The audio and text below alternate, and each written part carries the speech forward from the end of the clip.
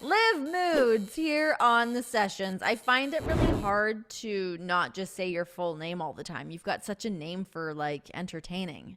You know what's so funny is that was actually just a username that I created in middle school when Instagram was first a thing.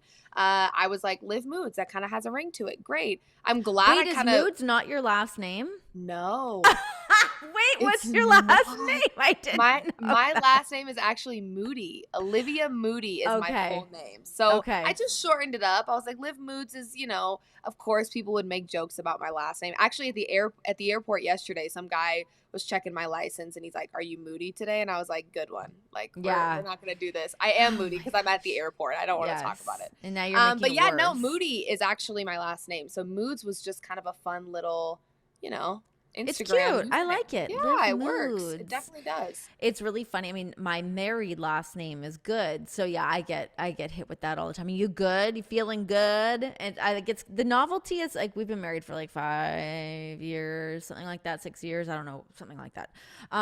But the novelty of like saying, because I go by Paquette a lot of the times professionally, so Totally. people often call me that. People don't usually say good to me. So yeah, it does always kind of throw me off, and it always makes me laugh. But I'm sure John's just like over it with his whole life. But it's Yeah, no, good. it's fun. Definitely keeps it interesting. But no, I think now when people see me, they don't call me Olivia. They don't call me Olivia Moody. It's Liv Moods. That's my stage name, but it's kind of now turned into like my real life name. So It all blends that's into it one. does. It really does. So what's going on with you? What's happening? We're in the football season. I mean, you are the queen of betting as we know. As we know, we are the parladies. So That's of course right. it only Don't made forget it. sense for you and I to pop on here and do an episode of the sessions together.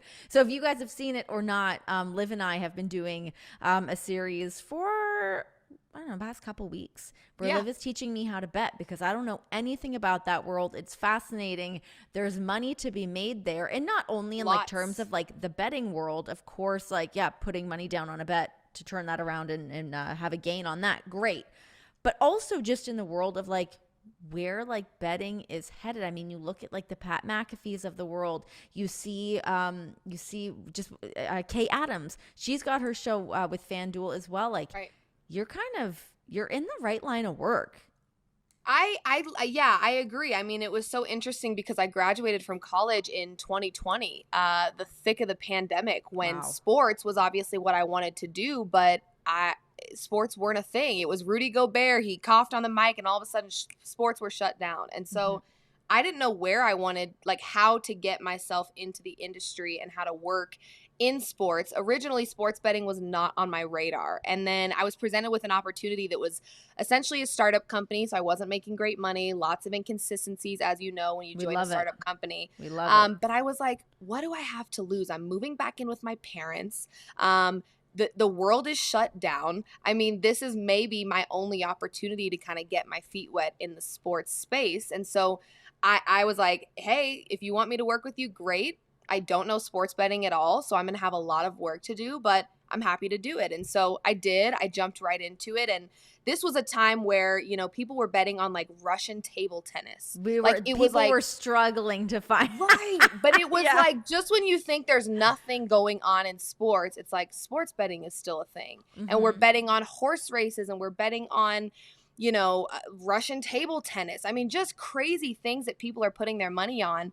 And so I was like, all right, this may actually be a thing and we may actually be able to make this work. And so I jumped into it head first and learned everything I needed to know. And it was a lot of work, but eventually, FanDuel's reaching out going, hey, we're looking at your videos. We like what we see. And then the volume calling coward. And then I've got, guys calling me, hey, we want to represent you and be your agent. And I'm like, what? Hell I live in my yes. parents' basement. I'm filming off of my iPhone. I just learned this. But I think the space was growing so quickly that they were like Yes. looking at these different people and creators that were, actively trying to get seen in the pandemic. And it ended up being a blessing in disguise. All in all, the pandemic, as scary and traumatizing as it was, I think for my job, it ended up being a really great thing because I don't know if I ever would have taken a chance on betting had it not been for the pandemic. Well, So, you're also like such a hustler, and that's what I really like and admire about you. And I see so much of like how I was at your age. that same world where you're like, how can I work? How can I do anything? Let's take whatever this opportunity is and let's make that into something. Like, honestly, that's really how I ended up in the world of pro wrestling, where, you know, I was working for a sports network in Canada and they're like, can you host this show? Yep, no problem. Yes. And lo and behold, you know, I go to work for WWE for a long time now. I'm working for All Elite Wrestling. Like, I am so in the wrestling world, but that wasn't necessarily where I thought that I was going to end up. But that was the opportunity that was there. And sometimes you just say yes to something and it turns out wonderfully. Totally. I really have a hard time saying no to anything. Like, I am just kind of in the phase of my life where I'm young and I don't have children. I don't have a partner. I have nothing really like holding me back. Not that children and husbands hold you back, but that's a I don't whole have other any... podcast. Let me tell you. We'll save that for another day. But the I just old don't ball have and any... chain. Right. I don't really have any like commitments to anyone except for myself. Obviously, I'm a big family girl and I adore my family and would do anything for them. But right now, it's just me, myself, and I. And I'm kind of in a selfish stage of my life as where you should be. Yeah, I'm doing what I want to do. And it's so funny because I was always the relationship type of person where I was like, I want to get married young. I want to have children young. And then I jumped into an industry and found a job that I really loved. And I was like, well, I don't really have any desire now to be in a relationship or to find somebody. So yeah, I don't really say no to anything. I'll pretty much try everything once, if in this industry especially, because again, had I not said yes to that random opportunity, I would not be where I'm at now. So Certainly. Yeah, the industry is growing. It's insane. I was even watching, unfortunately, I was watching the Broncos game last night. I won't talk about that for too long or I'll probably start crying. But I was watching the game and even like in between, like on a TV timeout, they were posting DraftKings and FanDuel odds on the screen. And I'm like, it is a part of the game now. Oh like, my God, is it ever? It's everywhere. So it is something where that's why I'm so glad we're doing the show that we're doing, because it is something that I think everyone eventually is going to have to know the jargon and understand what people are saying, because we're talking about it all the time. So it's been fun. And obviously there's just there's no ceiling to me with sports betting. I think it's going to be around for a very long time. No, I think it's such a great, like, sweet spot to be in. Because Totally. I mean, I've been working for a while now. I've been around this industry for quite some time. And I feel like as sports betting really started to like bubble up to the surface a little more and some opportunities would come up of like, hey, do this, this, and this. And honestly, like, it was such a foreign language to me. So I certainly missed out on opportunities just thinking like, I've got too much going on to like fully inundate myself with this language to figure out what everything is. So the fact that you have like fully submerged yourself in that world, learned it all, become like an authority on the subject, teaching my dumb ass about it is amazing. You're going to turn into a professional bettor before you know it. I'm telling you right now, it is such, again, like I said, it's really becoming a part of the sport. It's like you go into a matchup knowing who's expected to win and by how much. And it kind of, I don't know, some people may argue it's not a great thing because it kind of does change how you watch sports, right? I mean, like, I'll watch the Broncos win a game, but they didn't cover that damn spread, so I'm not happy. And my mom's like, Jesus, Olivia, the Broncos won, like, get over it. Well, no, because they didn't make me money, so I'm not really I'm not thrilled. I'm not happy. It really does change how you watch sports, and I enjoy the layers, though. It's different ways too. To become invested, and I like that. I agree. Yeah, no, I love it, and I think that there's a lot of room for a lot of other people to join the space and to create content. I have so many people, even in college, that'll reach out to me. Hey, I love what you do. Do you have any advice? I'm like, be willing to lose in front of a lot of people and take a lot of shit. And, you know, you've got to have thick skin and you've got to be able to just shrug it off. I mean, I went 1-3 yesterday. I feel like I have a hangover today just because I'm like an emotional waiting hangover. to deal with the yes, it's so hard, especially because everybody that bets is losing.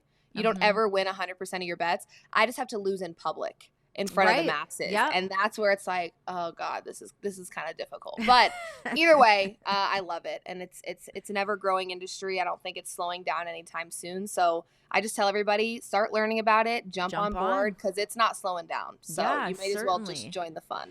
It's also funny the way that, like you said, it is such a part of the game. It's a part of the Totally. sport. I mean, whether you're watching football, basketball, it's a huge thing in MMA as well. Like, there's so many different sports that you can, Russian table tennis, whatever it is that's like your Anything. thing, it all exists and it's there. But I also think that, like, us as humans are at this, like, we're so ADD that it's like, you don't just watch the game anymore. It's like, no, I No. need to know about this and this and this and this and all these other things that I need to Yes. check while I'm watching it. Like, that's just how our brains operate now, for better or for worse. So I think it's actually a great place for people to, like, spend some energy and pay A attention lot to of things in a energy different way. and A lot money of and energy. time and emotions, all of it. It'll suck you dry some days, but man, it is a fun time for sure. Okay, so before this opportunity came up and before you stepped into the sports betting world, what did you see for yourself? I mean, you did get picked up for all this stuff so quickly out of college. So, yeah, I mean, it all happened, it seems, kind of overnight. But prior to that, what did you think you were going to be doing? Very interestingly enough, I wanted to be a investigative reporter. I have a criminal Oh, justice minor, actually. excuse Yes. us? I know. I'm a big like crime junkie. It's like insane because I have the most anxiety ever and I'm like so stressed at all times about bad things happening, whatever. But I will sit and like eat popcorn while watching murder mysteries like it's my job. But I originally wanted to be a part of, the news industry kind of. So I did 2 separate internships with 2 different CBS affiliates, one in Colorado Springs, one in DFW in college. And I think that's the value. If I could give like any young people advice on internships, start them early, because I thought that this was my path my whole life. And it wasn't until my second internship that I was like, this shit is depressing. Like, Mm-hmm. this is what I would have to do every day of my life, is talk about, I mean, if you turn on the news, you're just going to sit there and feel awful about Oh your my life and God. your day. It's horrible. And so I did those internships and realized I cannot do this for a living. And so I had already been at TCU, filming the news broadcast every single week. They had a news show and I was hosting on there. And TCU actually approached me and said, hey, we'd love to have you as our sports host for your senior year. And I was like, well, I'm a showgirl, so I'm dancing on the sidelines of all of these games. How am I supposed to also report? And they said, well, everything will be pre-recorded. We just think, you've got a great, on-camera presence. We think it'd be awesome. And so I, again, don't say no very often. So I said, you know what? Why not? My Yeah. plate was super full because showgirls, we dance football, basketball, and baseball. We dance Oh on the my top of the dugouts gosh. at baseball games. Yeah, What? so it's all year round. We really don't ever slow down. And so I was like, how am I going to do this? I was very busy, but I immediately, once I got that opportunity, was like, sports is my thing. It has to be my thing. It was just so fulfilling. It never felt like work, even when I was Yeah. like forgetting to eat because I was so busy in my day. It never felt like work. So I was like, this is what I need to be doing. So yeah, I went from crime junkie, news reporter, criminal justice person to, you know what, sports is a little less depressing. So we're gonna stick with that. But yes, it was a weird switch. But ultimately I the sports thing I couldn't resist. It's so fun. You know that. I mean, Oh, it's like the totally. best. It's Yeah. great. And So you know what? Almost kind of like a similar thing too is like sometimes you don't even realize when it's like right under your nose like that. yep. I mean, even like for me for wrestling, it's like I played a ton of sports growing up. I worked for a sports network. And then once like wrestling came into the mix, but I had like studied acting and I was doing like all of those like entertainery kind of things. Right. So then to like mash those two things together, I'm like, of course I love this. Of course Totally. I do. Like Totally. I know both of these worlds and can throw them together and totally love it. But I do Well, it's also so think, funny too, because I agree with that in the sense that like when I was dancing on the sidelines of every game, some people would be like, why do you know so much about sports? It's like, I'm sitting here watching every single game. Like, it's little things like you're not supposed to cheer when we're on offense. You learn these things Right. as a dancer Yeah. because, you don't want to be the ditzy, oh, they're just a bunch of cute girls that know nothing about what's going on. We at Gotta read the TCU room. anyway, totally. Like, my coach was all about reading the room. You've got to know when it's appropriate to cheer and shake your palms and when it's not. Like, don't be doing hair flips when someone's injured on the field. Read the room. Yeah. So you learn these little things, and then eventually I'm like, I'm understanding this whole, I've always been a sports watcher, but I think honestly spending all that time, I did it in high school and I did it in college on the sidelines. We've got the best view in the house, and you're forced to stay from start to finish and watch that game. So Yep. I learned a lot, surprisingly, being a dancer and cheerleader for these teams, that I think ultimately helped me with how I watch sports today, So that's cool. I So think it's all connected. was dancing always a thing for you? Always a dancer? Yes. Yes, since I was 4 years old. I've been a competitive dancer my whole life. And then I danced in high school on the Palms team there. So I was like a studio dancer. So I did jazz, ballet, tap, lyrical, all those things. If you watch So You Think You Can Dance, those were all the styles that I did. Yeah, so I did that.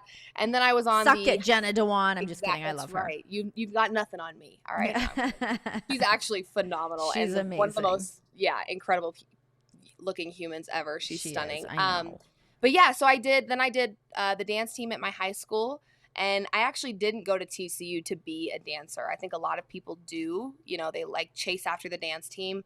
That was not it for me. They had a great communications school, so I was like, I'm going to go check it out. The campus was beautiful, and then I tried out, and I was like, maybe I'll do dancing for 4 more years. It wasn't competitive. It was just game day. Yeah. So it was a perfect fit for me at the time, and I did it for 4 more years. But after that, I was done. I was like, I have been doing this for so long. My body is tired. I'm mentally tired. So there was nothing really post-college dance-wise that I wanted to do. I was really ready to just dive into the working world, like, jumping into that sports job. So did yeah, that the like dancing fuck you up at all to like not be dancing anymore? As much as your body and your mind did need that break, I'm sure it's almost like that ghost limb experience.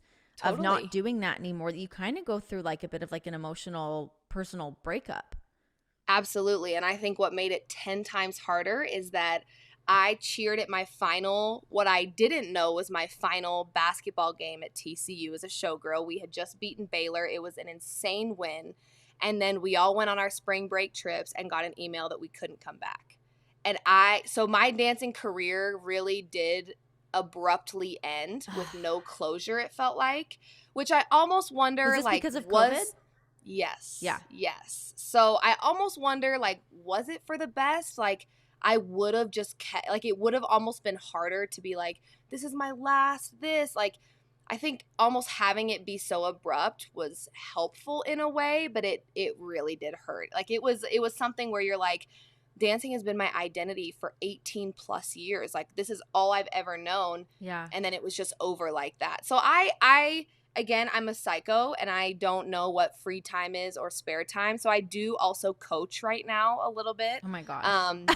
When I have an extra hour or two in the evenings, I get all my filming done and their practice starts around 4. So I have to make sure I get all my stuff done. And then 4, I go and I help coach my old high school's dance team. So that's been really fun. That's great. They're a bunch of rock stars. So I still kind of have that.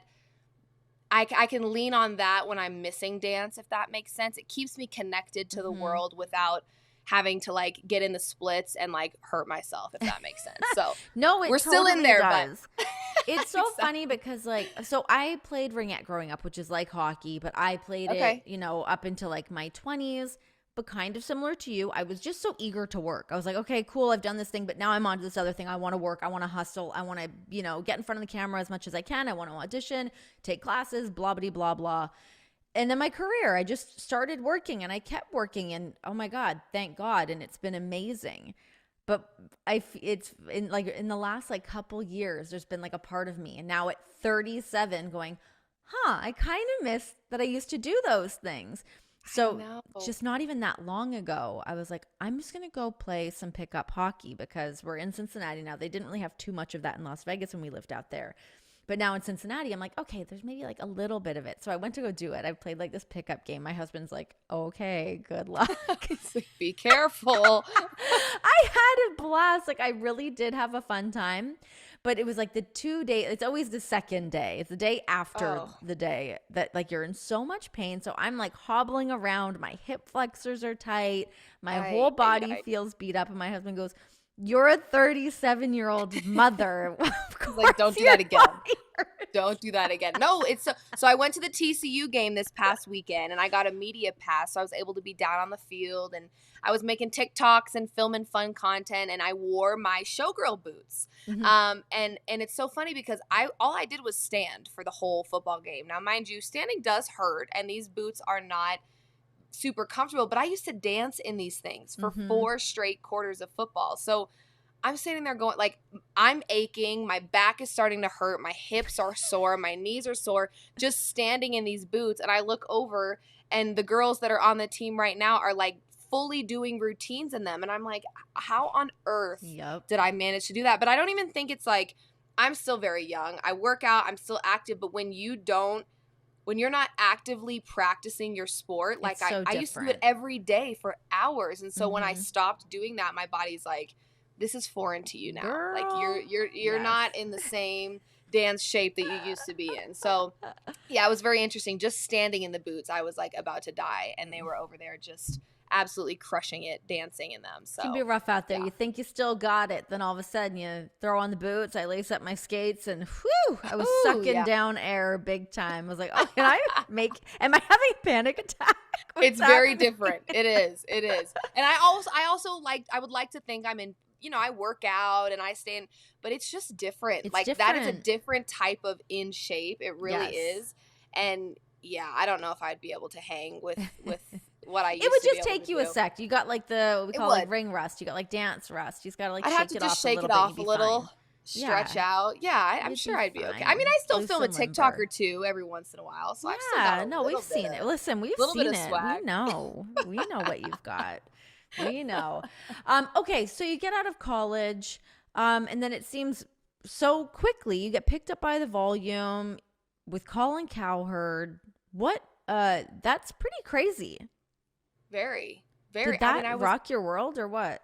Yes, I was like 23 years old, and I'm again like this guy keeps contacting me about representing me and being my agent, and I'm like, what? What are you talking about? Like I just graduated college. I live with my parents. I have no intention of like I'm enjoying what I'm doing right now, but like I had never thought that the next steps would happen so quickly, and they just did. Like everything kind of just fell into my lap at a very, very quick time, which is again so incredible.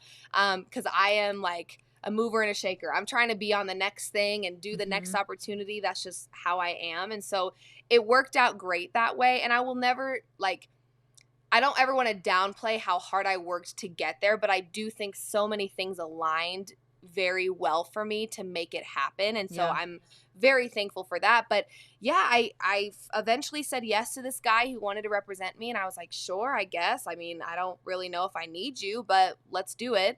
And, yeah, before I knew it, he's like, hey, so do you know who Colin Cowherd is? I'm like, yeah, duh.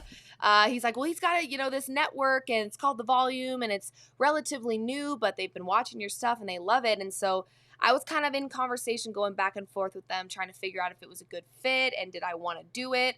And then all of a sudden I'm driving my white Jetta down the road and my phone rings and it's a number I don't have saved in my phone. And I answer it, and it's none other than Colin Cowherd. And you just know that voice. Yeah, you don't have to have caller ID. You know exactly who that is. And what really sold me about working with The Volume was that he said, I am looking to hire people that are good enough to someday work for the ESPNs of the world, but don't want to be controlled by the ESPNs of the world, right? Like he was like, you have a lot of talent and I see a lot in you.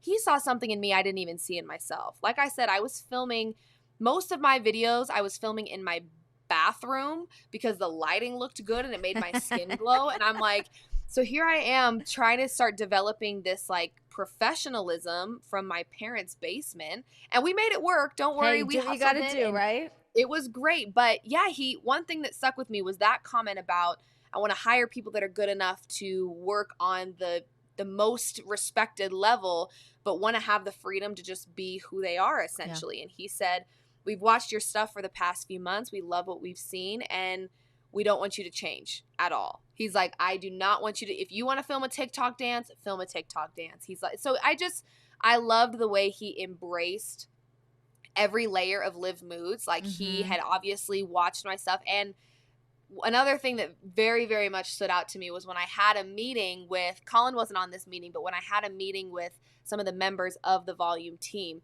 they had specifically brought up something that I had said in a show that I had filmed weeks ago. And it made me feel really good that they were actually watching and paying attention and cared enough about bringing me into this group that they were like, you know, listening to what I had to say. It wasn't just oh, we saw your tweet and we hit like they were watching my shows. And so that to me felt important. And I'm a huge, like, the people that I work with and the energy of the people I work with really matter to me, because I think that's how you're going to get the best out of me. Is if I feel comfortable with you guys and I feel like I'm accepted and you trust me and I trust you. I just think that we're all going to get the best out of each other. And so it was immediately a yes for me. I mean, I met these people and, you know, Logan, and I met all these people and I was just like, you guys are great. Like this just to me feels like a really great next step. And so yeah, he was very, Colin was just very much like, keep being you. That's it. We're just slapping the Volume attached with your name, but you're not changing a thing. Like, obviously we want you to do shows and things like that, but don't change who you are and what you're about. And so that was massive for me. And that was kind of the moment I knew this is the next step in my journey. And here we are. Now I'm hanging out with Renee. Here we are. I'm living my best life.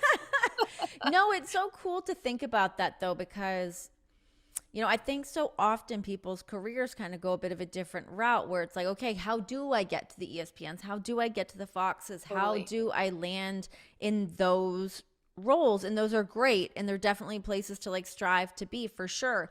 But when you work for such large companies like that, and I've been in a situation like that before as well, where like you are being you, then all of a sudden you're like, wait, am I not allowed to be me anymore? I'm like, your box you feel it start getting smaller and smaller and smaller, and you're like, wait, what? Am I not good at this thing? Or like my personality is now kind of shriveling away because I'm being told I can't do X, Y, and Z and being slapped on the wrist for things. So I think for you to be so mindful of that early on in your career, and of course the Volume's so great, and Colin's so great in that, because like you said, it's like Colin understands talent. He understands where you come from. He understands what you want to do as well, as opposed to just being like, you know, the boss kind of overseeing everything. But he never tries to micromanage or change who you are or change opinions on things. And yeah, I think that you're at such an interesting point in your career where you probably could have gone one of two ways, and for you to really stay true to yourself and not have to kind of succumb to the man, as they say, is totally. It's really nice. I mean, Liv Moods is a lot. Let me tell you something. I got a lot of different things going on. I got a big personality. So for me, that was something I valued a lot, is that of course, like at some point in my life, I want to work for a TV network or be sideline reporting on national television. I know that with that comes a little bit more structure that I haven't had yet. And so of course, I know that those things are down the line for me. But for right now, I feel like I'm able to grow and learn and mess up if I need to mess up. You know, when you get to that be able level, to mess up is crucial. So important. It's so important. Because you really learn like your own voice. You learn who you are. Because a lot of times if you don't know that, all of a sudden now you're playing reporter on television. You're playing a person talking about sports. You need to know what your own voice, your own tone is. I mean, that's something I say to people all the time, is like, experience is experience. And the more you can just let it fly and do have some of those mistakes, that's the only way to truly learn. Absolutely. Well, and I think too, especially if I want to get more specific about betting, I learn the most when I lose. Sure. If I were just winning all the time, I'm not learning anything about how I need to handicap something differently or the different numbers I need to look at for each team. Like, I don't learn that kind of stuff until I'm losing or I'm down really bad and I'm like, okay, we got to figure out what is going on here. Back to the drawing board. Truly. And so I think that it is really important. And I even know some of the people that I know that are on that highest level talking sports betting, the pressure on them is insane to always be right and to always be accurate. It's like, it's gambling. You're never going to be always right or always accurate. So it's a lot of pressure naturally just to be a part of the industry, but then to be on the highest level and feel like you can never mess up. I'm not ready for that. And I am Is anyone ready an for old that? soul, but I'm not ready for that. I don't know that anyone's ready for that. You think you're ready for it, and then you're like, Right. oh, this is not fun Hard. anymore. This stopped being fun for a second. How do you sort of weather that storm? Because so much of your job is being online, and your post, whether it's on, you know, Twitter, Instagram, TikTok, whatever it is, while adding sports betting into that mix, being a woman. How do you stay focused? How do you kind of cancel out the noise, all that bullshit? There is a wise woman in the industry named Joy Taylor who has Shout out been to my Joy. saving grace in so many different ways. When I first joined, it was so funny because she was just always, first of all, she's one of the most supportive women in the space, and Mm-hmm. I truly believe that. And so when I first joined, obviously she was working with Colin on the herd, and so she kind of just took me under her wing a little bit, gave me some advice here and there. And one thing she said to me was, I love that you interact with everybody online, and it just shows that you're so friendly and you're so outgoing. She goes, at some point you're going to have to stop. And I was like, what? No, like I love everybody. And she goes, no, truly at some point you need to stop reading any of it. Like, you will not be able to just don't even pay attention to the replies, the comments, the DMs, none of it. And that is probably the best advice I could have ever actually digested and listened to, because if I don't read it, I don't know what you're saying. I have no idea that you hate me. I have no idea that you think I need a different job, or that, you know, I'm awful at sports betting. I have no clue because I didn't see it. I don't even pay attention to it anymore. But I do think that there is a level of added pressure being a woman in this space. And I really honestly hate pulling the woman card, because my inner self is a dude. I really am. I'm not emotional. I don't really care. Like, I don't let things bug me very much. So I'm a guy's girl, if you will. I have plenty of girlfriends, but I've just always kind of hung with the dudes, and that's just kind of been my energy. And so I don't like pulling the woman card, but I will say that I will see men in this space that are like, oh my God, I cannot tell you what it is, but something deep in my gut is telling me the Broncos are winning the Super Bowl. And that's enough for them. They can say that and people are like, oh yeah, let's do it. Like, I'm blindly fading you. Let's go Broncos. If I come to the table with every trend, stat, number, statistic, anything you could think of, sometimes it's still not enough. It's Right. it's just the fact that I am a woman trying to discuss sports that sends people over the moon. They cannot stand it. It doesn't matter what I say or how I say it. It doesn't matter. Even when I'm hitting bets, they still have something to say. Oh, you got lucky. Oh, Sure. luck was on your side today. So I think that being a woman in sports is hard regardless. I think being a woman in gambling, now you're messing with people's money, and it just it's like ignites a whole other layer. whole new beast. It is. It's a And different people get so monster. emotional while they're betting and they're losing money, and they want to point their finger at you. And I'm sure, like, Correct. you know, run you up and down a list, calling you a million different names. Like, Totally. oh my Totally. God. And it's hard because, again, I get it. Nobody likes to lose money. But I'm not. And that's where my job gets a little tricky, because while I'm trying to remain as credible as I possibly can, because I know that someday, 5 years from now, I want to be doing something where I'm going to have to be credible. You know, if I want to work for a TV network or be on people's television screens, I have to have the credibility aspect there. So while I'm really trying to value that right now, I think sometimes I put too much pressure on my credibility. So then people view me as like a professional handicapper. I am not. I am a person that loves betting, that works in a space that's creating content. And so that's where the line gets a little blurred, because if I focus too much on funny, creative content, now I'm a degenerate. And now I don't know anything about betting, and I'm just like being, you know, reckless with my money. Whereas if I Right. focus too much on the credibility piece, now I'm a professional handicapper, and my word is the end all be all. So when I lose people money, I'm like the worst person in the world. So it can Gosh. be difficult to kind of find that middle ground of, I want to have fun, I want to create content, but I also want to prove to people that I know what I'm talking about and I take this seriously. I'm not just like, oh my God, I woke up this morning and I saw a Raiders bumper sticker, hammer the Raiders tonight. Like, I take this very seriously. I spend time making sure that I like the bets before I share them with the world. So it's hard. It's a hard middle ground because I don't want to be, too serious, but I also don't want to be too fun. So finding that middle ground what a bizarre balance to try to it strike is. and to like be cognizant of while you are putting content out there constantly, because it's not like you're like a once a week or putting stuff out there. Like you are so active and so social and like pumping content out, which I guess could be like a better version of that, so you can sprinkle a little bit of everything in there. Here's some fun stuff, Totally. here's some serious stuff. Totally. How much time do you spend thinking about the ways that you are going to do some of this content?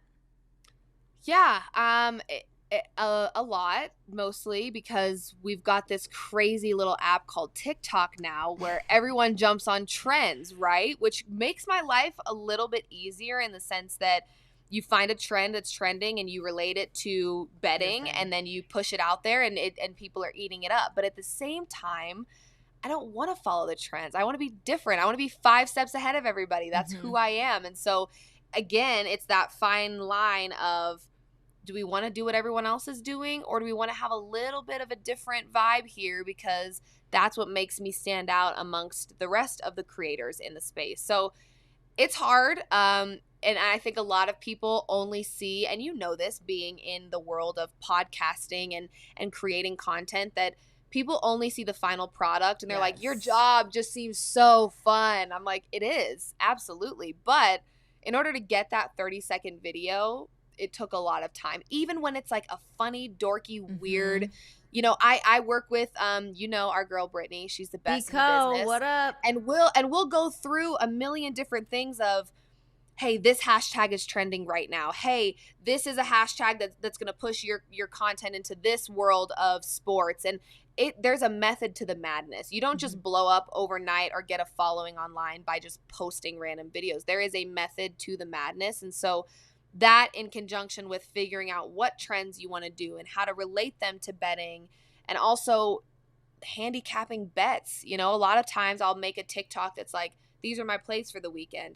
I didn't just randomly select those. I had to spend hours figuring out which bets I liked, and then I turned it into a creative video. So there is a process, absolutely, and it is a long one. But I think also once you find your personal rhythm and you know what works for you, Brittany and I have a structure every week. We know exactly what it's going to look like and how we get there, and it's a lot of work on both of our ends, but we know exactly what we're going to do each week. So once you find your rhythm, I think it's okay. But yeah, I would say I spend a lot. I spend more time than I probably should on the creative side of figuring out what the video is going to look like, just because everybody is a content creator now. I mean, my God, you go on TikTok. I literally said this to someone the other day. I said, being a dancer used to be a flex. Like, I used to be able to walk into a room and be like, I am a dancer. I've danced my whole life. And people were like, that is so sick.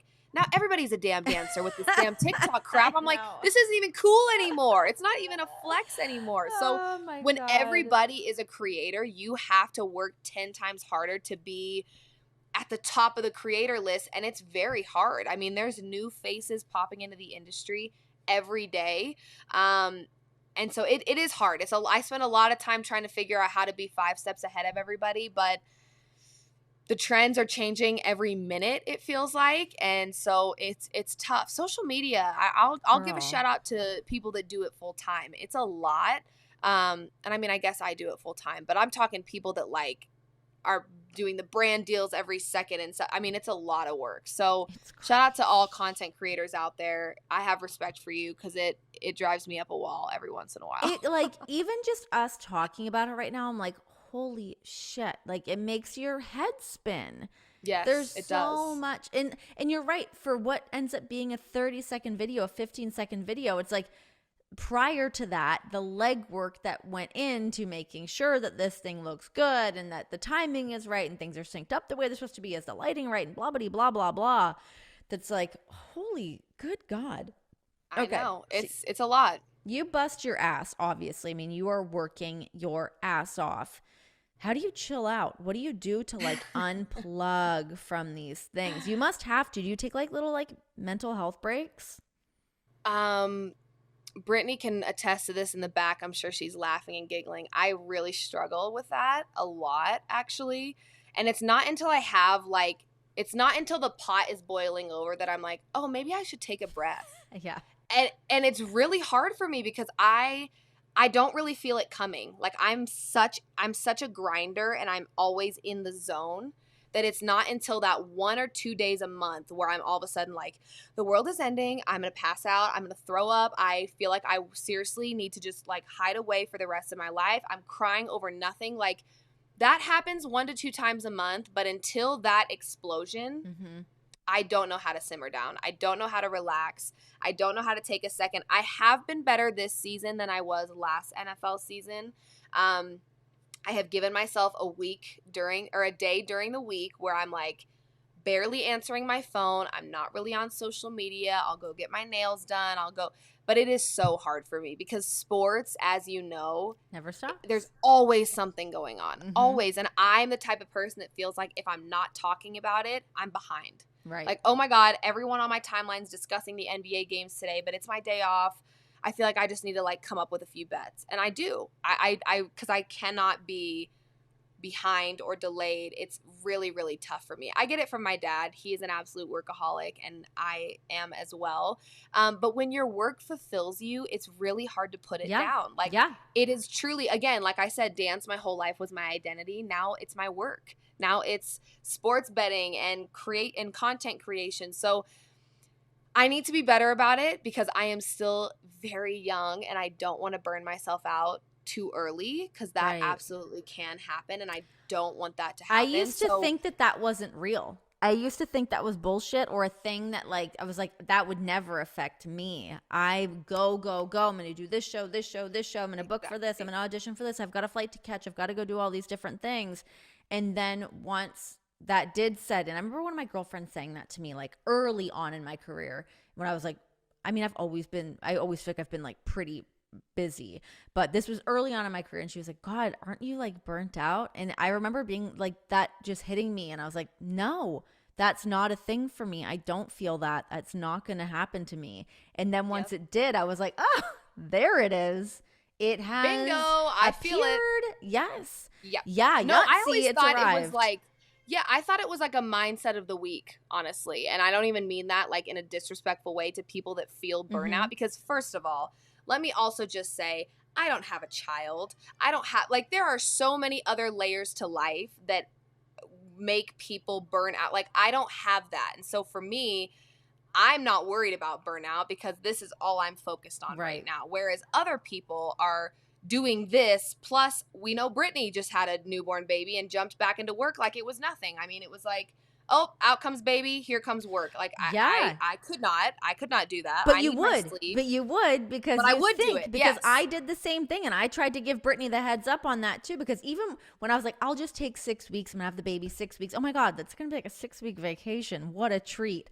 Holy shit, was I wrong? That I was like, what am I doing? What's happening? My baby's crying. I'm trying to sit down to like, It's a lot. No, but I honestly, for so long, I did think that it's to me, we're more in control of our stress than we think we are. And I have learned that immensely. And this is not for every situation, but a lot of the situations I have dealt with, I know I'm working myself up more than I need to. Like, if I just take a second and go, okay, you've got your flight. Once you get to your flight, you can take a second in the hotel to chill before you head to that event in Atlanta to do the sideline reporting. Like, I think we get so wrapped up in the chaos that we forget that a lot of it we can control. Like, we can give ourselves a second. Now, some days, no. I mean, some days it's just like everything, when it rains, it pours. And we know this, and that's just how life works. But yeah, I think right now, because of the limited things that I have to focus my attention on, work is really it for me. The burnout thing doesn't bother me. It doesn't affect me. I have people all the time, saying the same thing. Are you going to get burnt out? Aren't you worried? And I'm like, I'm a Moody, for God's sake. Yeah, I got this. What are you talking about? My dad is pushing 50 and he's not burnt out yet. Oh my God. I'm good. It's so funny. So, my dad and my mom. It's funny. I was thinking that the other day because I I mean, I feel like I have like a million jobs right now between doing like this podcast, You working for do. AEW, doing my interview segment with the Bengals. Like I'm doing a million things while being a mom, while staying on top of like, holy shit, the laundry needs to get done. Wait, maybe I should mop the floors. Should I cook a real proper meal tonight? Doing so many different things. It's like, can you just like chill out for a second? But I'm Totally. always like, as soon as I'm like, when I have a second where I'm like, okay, I'm just gonna like go to bed and I'm gonna read, and then I start reading, and as I'm reading the pages, my brain's actually thinking about the shit that I need to do the next day. I'm like, stop doing that. Oh, I don't know. That's exactly it. I'll give myself 2 seconds to like lie down, watch a good show, and then all of a sudden the brain is fired up at midnight just thinking about the checklist, the I laundry know. list. And I'm like, oh my God, please just let me like have 3 minutes of peace and Grant me quiet for peace. God's I sake. But know. you know what? I think what's interesting too is that and Brittany and I were talking about this as well. Everyone's got their shit. Everyone's Totally. busy with their own Yes. thing. And I think Yes. even sometimes for me, it's like all I have to work on is the work that I'm doing right now. But I also can't forget that I have depression and anxiety that linger in the corner, and some PTSD that I haven't quite handled, and different things in my life. So like, while it may not be something physical sitting right in front of me, it's still They're something that I'm lingering. occupied with. Yeah. It's still something that's hanging over me that I've got to address. So everyone's got their stuff. I mean, Mm-hmm. again, babies, I don't have those yet. God bless. And if I did, I would probably lose my mind. But, you know, we all have our own versions of Yeah, we've all got our work own and shit. busyness and whatever. And so, yeah, it's interesting. But right now, again, I think I'm in that selfish age of I don't have to answer to anyone right now. It's just Liv It's Moods great. in her grind. Yes. And Yes. it's great. And at some point, I will have a child, and you and Brittany will be the first. Oh my gosh, hold on. That Alexa just went off. You and Brittany will be the first people that I call to ask for advice on how to juggle the child and We'll my give it life. all to But you. for now, we're good with the work. That's enough for Yeah. me. No, but you know what? I think like, we just went on like this like, 10-minute rant of being busy and juggling a million things. And yes, that is everybody. But I think that's just how the world operates now. Like no one's just like, well, I don't know, I just kind of do this one thing. It's like, no, everyone's doing a million things We all the almost time. we don't like to be still. I know, Like what in is this that? It's kind world of we live scary a in, little bit, right? it kind of freaks me out. Like we don't know how to be like like one thing isn't enough. It feels like we Yeah. always have to be juggling like 7 million different things, which I don't know, maybe we'll all just burn out at the same time together. we all just walk into the woods and set up a campsite, and that's that. We're We all off just grid, collapse baby. over and everything just gets quiet. It's like when the tumbleweeds start going. Maybe Yeah. that's what's gonna happen. Who knows? I don't know. Oh my gosh, I know. I actually always remind myself now. I try to. If we like sit down to watch a movie or a show, I'm like, just don't even look at your phone. Keep it on for the baby monitor. But aside from that, you don't need to look something up. You don't need to like Correct. fucking Google what the actor's fucking maiden name is. Like, who gives a shit? Put your How old they phone. are, Yeah, how many kids they have. always. I have to. You know Oh what my though? I God. think that my favorite feature on my phone is do not disturb. Oh Now my here's the God, problem with yes. that. Every time somebody tries to call me, they're like, Olivia, please, for the love of God, turn do not disturb off. Everyone's trying to get, like, my mom's like, it goes straight to voicemail when I actually need to speak with you. The amount of calls I've missed from Brittany and other people at work because and it's not intentional. I'm not ignoring. I still have the iPad up, so I'm seeing when people text me and whatnot. But if that Instagram and Twitter is going off every 5 seconds, I will lose my mind. Yes. I will absolutely lose my mind. So that do not disturb thing is very lovely. I should probably not have it on during work hours and maybe just pop it on like 5 p.m.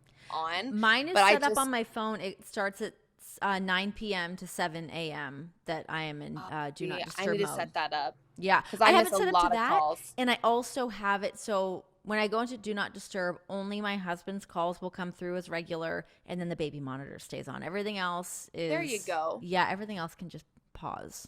Okay, Not so my volume necessary. producers can contact me, and maybe my mom on a good day. Depends on Sure. how I'm feeling. There we go. Sure. But the problem is, too, sometimes I'll have it off, and I'll be in the middle of filming a video. I've got one more line to say, and then phone's ringing, and now the microphone cuts, and I've got to start over. So that's why I'm like, Infuriating.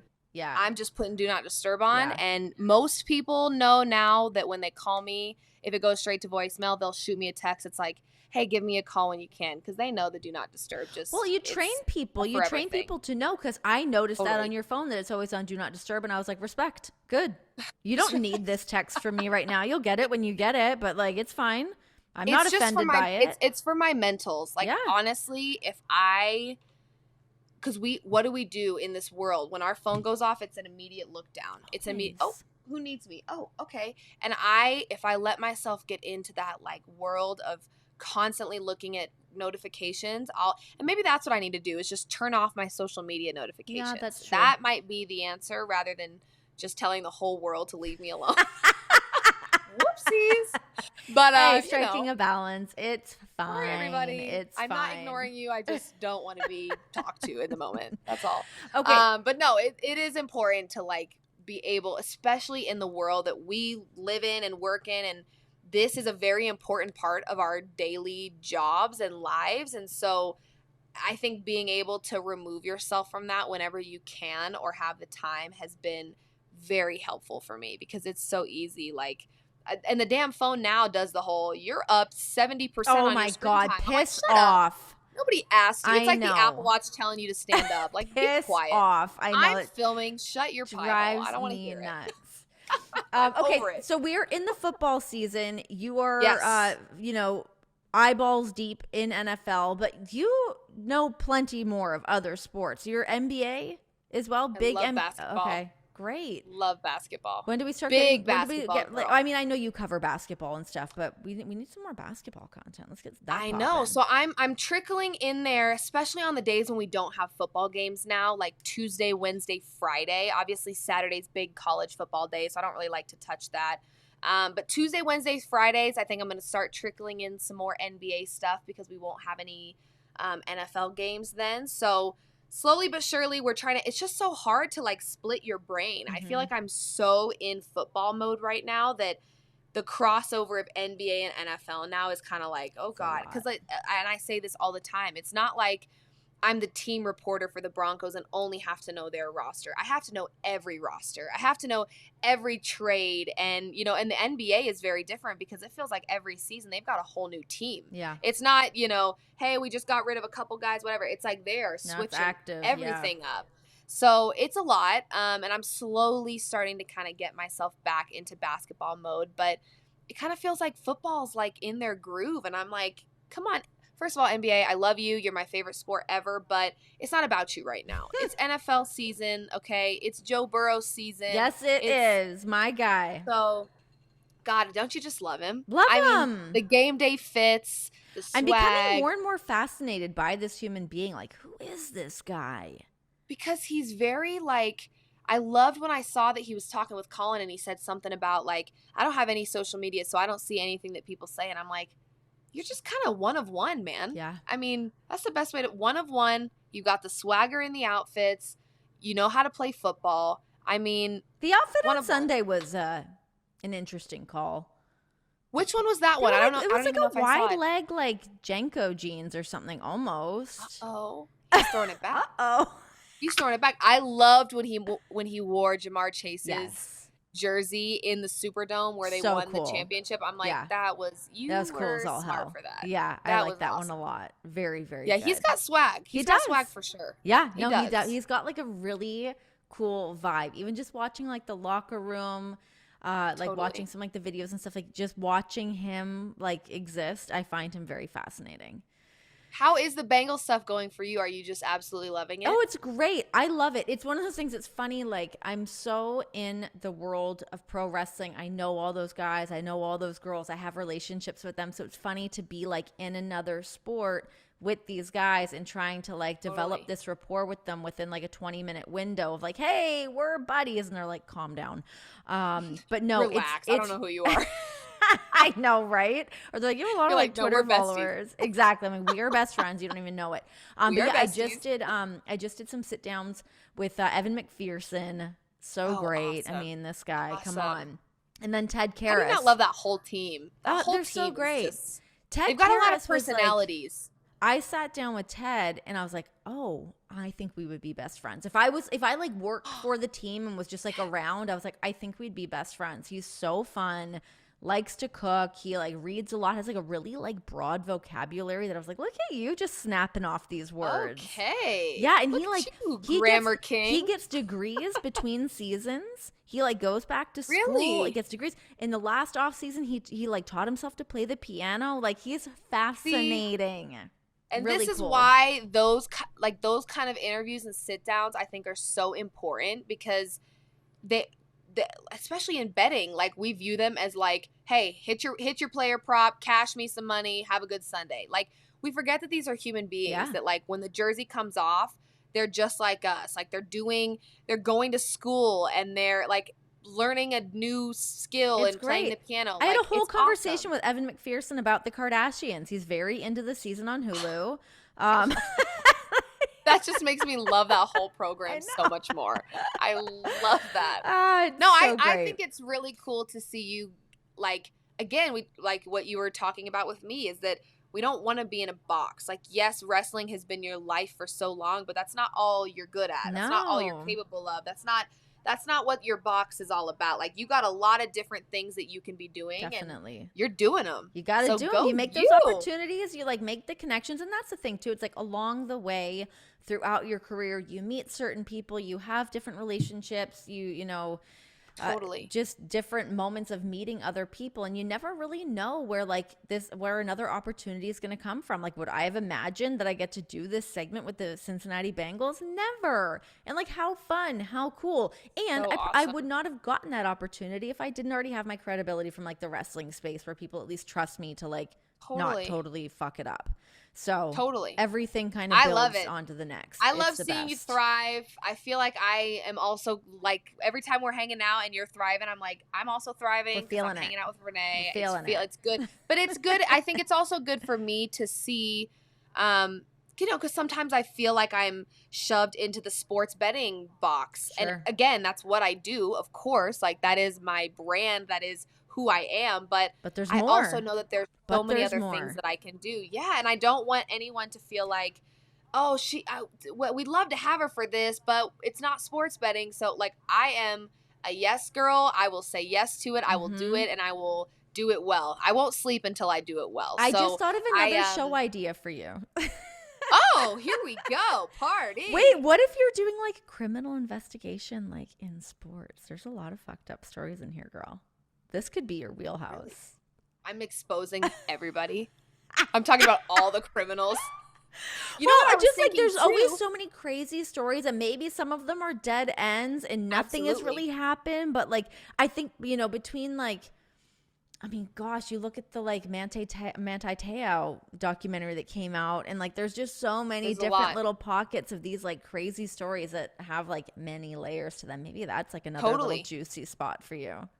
You know what else I was thinking about too is that because I saw something flash up on my ESPN app talking about how the cool stories, every athlete in my opinion has some sort of story, but specifically tapping into the stories of like XFL to NFL, where you see a lot of these players who start at that don't go the traditional route, like CFL right? into like, something, yeah. Talking about just kind of tapping into the like untraditional routes of athletes where it's like you didn't get drafted right out of college. You kind of had to go a backwards way about it. Kevontae Turpin, now with the Dallas Cowboys, he got into some trouble in college. He had to go play for fan-controlled football, which is the league that I do sideline reporting for. Yeah. And then he played for the USFL, was the MVP of the whole league, and now he's starting as a kick returner for the Dallas Cowboys. Like, so how cool. There's a lot of cool, I feel like there's so many different stories like that where it's like these athletes had to kind of go a different way in order to be seen, but they worked really hard and they did it. And I think that could be something cool to talk about, because I don't know if anyone's really given them a chance to kind of talk about until they've made it to the highest level, but even talking to people that are just in the XFL or the USFL that are, you know, trying to make it, I think is cool. Because those are almost some of the hardest workers, because they're having to almost work triple time to get seen by the right people. Sometimes And so they're having like I'm sure they have they've like got, civilian jobs on the side as well while they're right, out like grinding. right. Like, oh my gosh. No, I So agree. I mean, that's why I even like doing like this podcast is like I love hearing people's stories, and everyone has a story. totally. Everyone's had like an interesting, unique path of the way that they figured stuff out. And it's like kind of like swimming upstream and figuring it out. Where you're like, well, no, I'm still Absolutely. doing it. This is the thing that I'm going to figure out. Well, great. We Totally. got a show idea for you. So if nothing Boom. else. Mic drop. Mic drop. Liv, I think you are the shit. You're an absolute star. You're the shit. Thank you. We're the shit. We're the shit. We are the Yes, par we are. ladies. Par ladies are the shit. You heard it here first. The future is very bright for you. So I feel Thank you. I feel very honored to sort of be at like the beginning version of your career, and I can't wait to see in like 5 years, 10 years, like the shit that you are going to accomplish, because I'm gonna hitch my wagon to you for sure. Well, I'll be calling you once I pop out a few kids. I'll be blowing your Call phone me up, up. just so you know. Call me I'll up. be needing all the advice in the world. I got you. You're the best. You are. All right, thanks guys. This has been Liv Moods.